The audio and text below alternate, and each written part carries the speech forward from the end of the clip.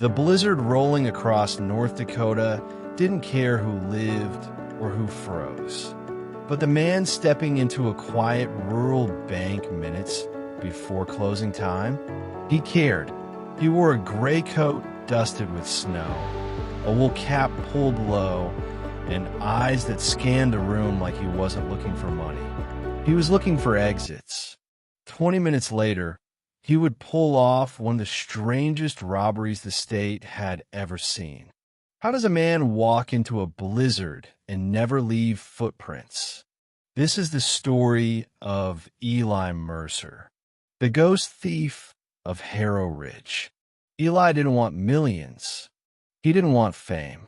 He wanted one thing: a single vault box in a small-town bank, locked away by a man who had died years earlier. Inside that box was a secret that could flip Eli's entire life upside down. A secret someone had murdered for before. He wasn't robbing the bank for cash. He was robbing it to save himself. Harrow Ridge was a town where everyone knew everyone. People noticed strangers. People asked questions.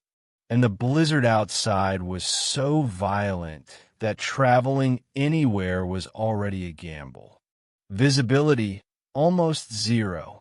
Winds strong enough to knock a grown man into a ditch. And temperatures low enough to freeze exposed skin in minutes.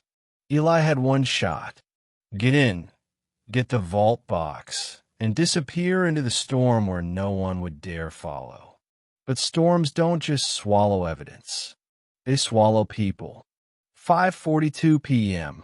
For minutes before closing, Eli walked to teller window 3. He placed a plain white envelope on the glass.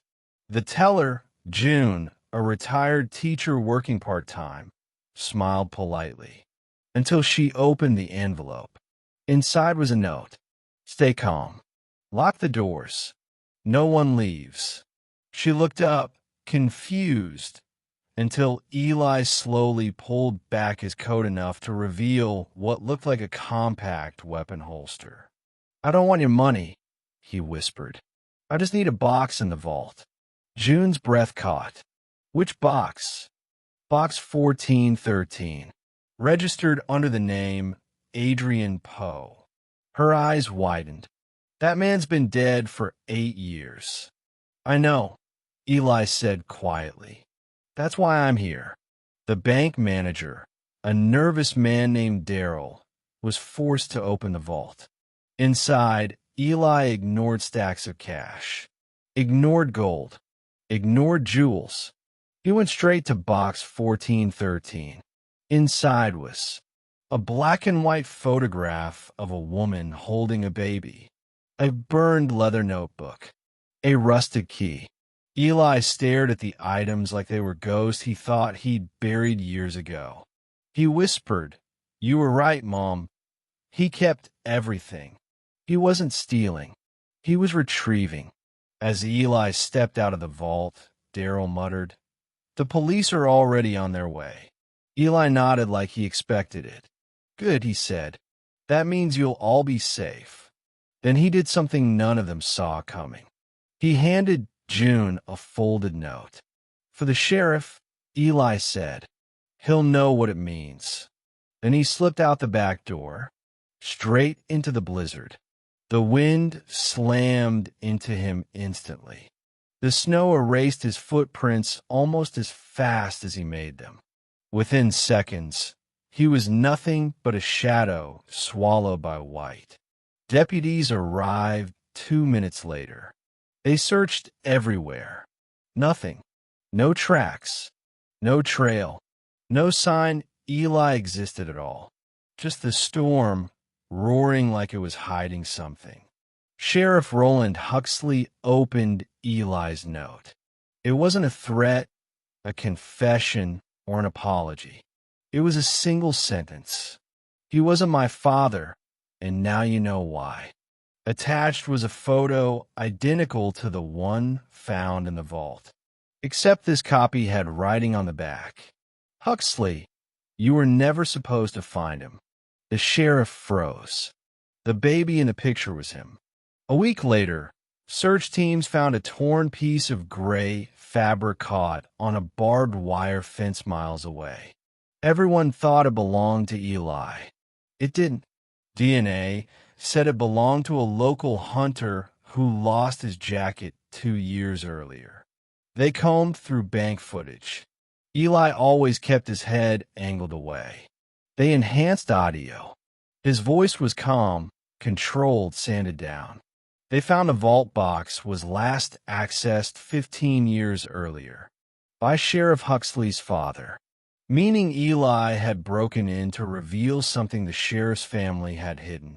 Sheriff Huxley dug into his father's old files. He found a sealed envelope labeled Adrian Poe. Inside was a paternity test. 2 names, Adrian Poe and Roland Huxley, meaning the sheriff wasn't biologically a Huxley at all, meaning Eli had just exposed a family secret the sheriff's father buried deep. But how did Eli know? Why did he care? 2 months later, the sheriff got a call from a ranger near the Canadian border. They found a rusted cabin hidden behind miles of pines. Inside was a metal box. Inside that box, receipts for baby supplies from 30 years ago. Letters never sent. A photograph of a young woman. And a picture of Eli and the sheriff's mother standing together, smiling. The sheriff's hand shook. Eli Mercer was his older half-brother, and he had risked everything in a blizzard not to steal, but to tell the truth. The cabin had no fresh prints, no footprints outside, no food, no heat, just a tiny scrap of paper taped to the wall. Some of us live in shadows, so others don't have to. Take care of yourself, little brother. Sheriff Huxley sat in that empty cabin for an hour, silent, processing everything. Had Eli died in the storm? Had he crossed the border? Was he watching from somewhere far, far away? No one ever found a body. No one found a notebook. No one found a rusted key. And the case file officially closed as subject vanished under extreme weather conditions. Unofficially, the sheriff knew better. His brother hadn't vanished. He had walked back into the life he came from. Some mysteries end with gunfire, some with sirens, some with confessions. But the rarest ones, they end with a storm, a photograph, and a man who disappeared into the ice to protect the only family he had left. Eli Mercer didn't run. He didn't hide. He simply let the blizzard erase him so the truth could finally stand alone. And sometimes, that's the only justice a story needs. Make sure you like, comment, and subscribe for more true crime stories.